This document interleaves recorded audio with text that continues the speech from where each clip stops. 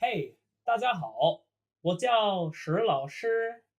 今天的课跟平常有一点不一样。Today's class is a little bit different from normal. In today's class, we will have 三个字, all based on 走, and then we'll have a series of unstructured characters that relate to make important words, rounding out our vocabulary. So, our first character today, 超 超. This character means to exceed or to overtake. What we have is 走, to walk, 刀, a knife, and 口, your mouth. 超. Next, 去. 去. Pronounced exactly like to go, this character means interest. Now, depending on what it's paired with, it will take on meanings from to be interested in, the adjective of interesting, as well as the concept of interest, like the noun. The character is composed of to walk, an ear, and yo, meaning again. So you're walking down the street, your ear catches something of interest, and you keep looking back because it's interesting. Chu. Our last structured character, yue, pronounced just like moon or month. Yue. This character means, again, to exceed or to overtake. However, it's most frequently used to mean more and more, as in something is occurring more and more or becoming more and more of a quality. We'll talk more about that in our grammar. Now for our unstructured characters. We first have 是. 是. This character means market, and it's often also used to relate to cities. Pronounced exactly like to be, 是. Next, 床, ch, wa, ang, 床. This character means bed. It is a factory with wood under. Well, what is the main thing that you would build in a factory using wood? Or the first thing? Well, a bed. 床. Next, 赶. 赶.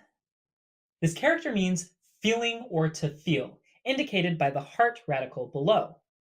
It'll be used for most things related to emotions or feelings, accompanied with 情, which we learned in a previous class.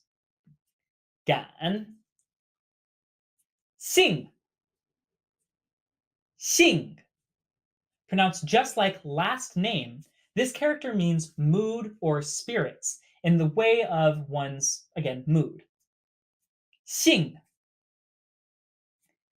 Nan. Nan. This character means south. Note it is pronounced exactly like male or man. So the cardinal direction, south. Nan. Cheng. Cheng. City. Cheng. And lastly, xiang. Xiang. Now you'll note that this character sounds and looks very similar to the character for imagination. However, this has a ren, 字旁, a ren radical. This character means to appear or to seem as if. We'll use this to say that things look very similar, or most sentences or phrases talking about similarity will also include 像. That is all for our characters. 今天第一个词，起床. To rise, bed is to get out of bed or to wake up in the morning. 起床. 上床. To get on bed is how we say to get in bed or to go to bed. 上床. 超市. Supermarket, supermarket. 超市.城市. This is the go-to word for cities. Shanghai, Seattle, etc. are all 城市. 高兴. Tall mood or spirits is how we say high-spirited or in a positive mood. Well-tempered. 高兴. 兴趣. This is the go-to word for interest. Now note, this is a noun meaning interest, as in my interest in something or to feel interested. 兴趣 coupled with 感兴趣 to literally feel interest. Now there's a special way that we have to use this in Chinese, and we'll talk about that in our grammar section. 感兴趣 to feel interested.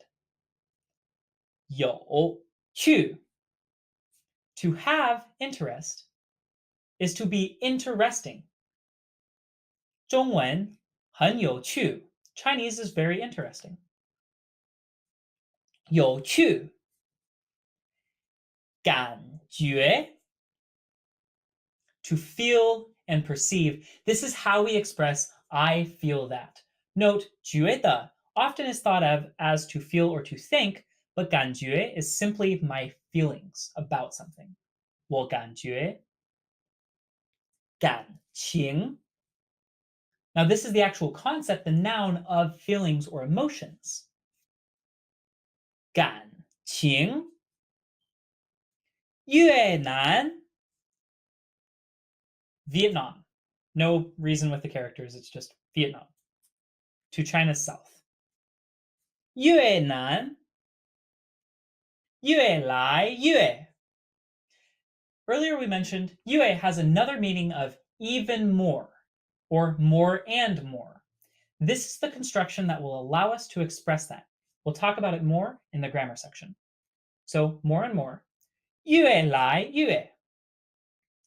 And lastly, 看起来很像.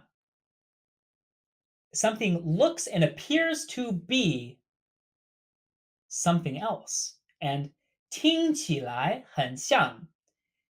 It is heard and appears to be something else. Now we'll talk about this in our grammar section, but these differ from simply using 看起来 in what you actually put afterwards, but essentially mean to look as though or to look as if and to sound as if.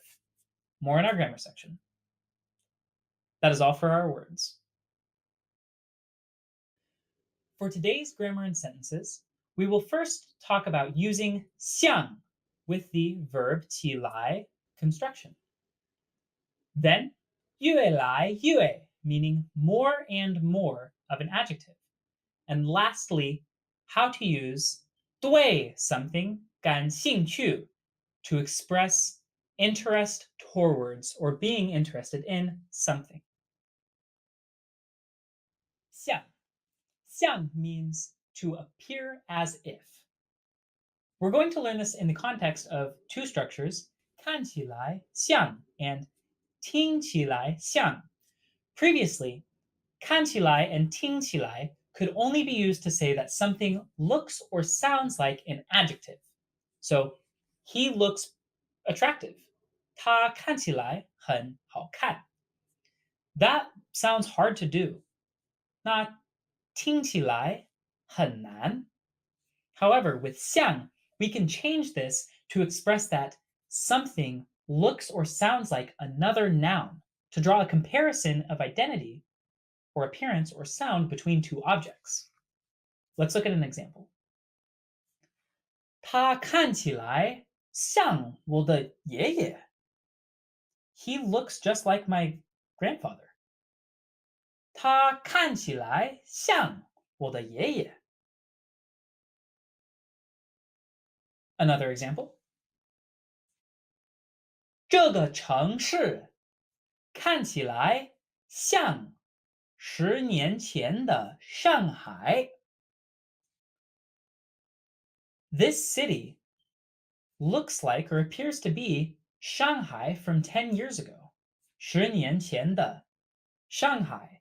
Shanghai from 10 years ago. Now note in both of these cases, what we have on either side of the 看起来 xiang is a noun. And that's because of xiang. Xiang allows us to do that. Without xiang, we could only put an adjective on the end of 看起来. If this is news to you, take note of it because it can cause a lot of confusion if you mix this up. Now let's look at 听起来。这首歌听起来像我最喜欢的一首歌。这首歌听起来像我最喜欢的一首歌。This song sounds just like my favorite song. Or this song appears to be my favorite song. 听起来像。Another example. 这听起来像一只鸟正在唱歌。这听起来像一只鸟正在唱歌。This sounds like a bird in the middle of singing, or this sounds like a bird is currently singing. Now note, 听起来像, on the end of that, we can play around a little bit with the construction, but the predominant thing happening here is a noun exists, or even in this case, a noun doing something. So we're not restricted to just put an adjective afterwards. Take note of this again if it caused any confusion. Now, our next structure, 越来越. This is used to express more and more. So we're saying as something comes, this happens more and more. What comes after 越来越 is an adjective. So let's look at some examples of this. 这个故事越来越有趣. This story is more and more interesting. And it's kind of implied as time passes, it becomes more and more interesting. So maybe at first I was like, this story, but now things are heating up. 越来越有趣. Another example. 你说话越来越难听. 你说话越来越难听. Your talking, your speaking is harder and harder to listen to. It's getting worse and worse. So 越来越 is pretty easy to use. You have whatever your thing is, whatever your object or situation, and then 越来越, an adjective. So it's becoming more and more this way. We have one more thing to talk about today, and that is how to use 感兴趣, how to be interested in something. In Chinese, we use the word towards, the preposition for in the direction of something, with 感兴趣 to express interest in that thing. Let's look at some examples.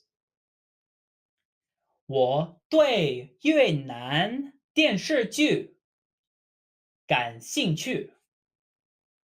我对越南电视剧感兴趣。I, towards Yunnan, Vietnam's TV shows, am interested, or I am interested in Vietnamese television. Note, you have your subject, 我, 对, and then the thing that I am interested in comes immediately after 对, followed by 感兴趣, to be interested in. Another example.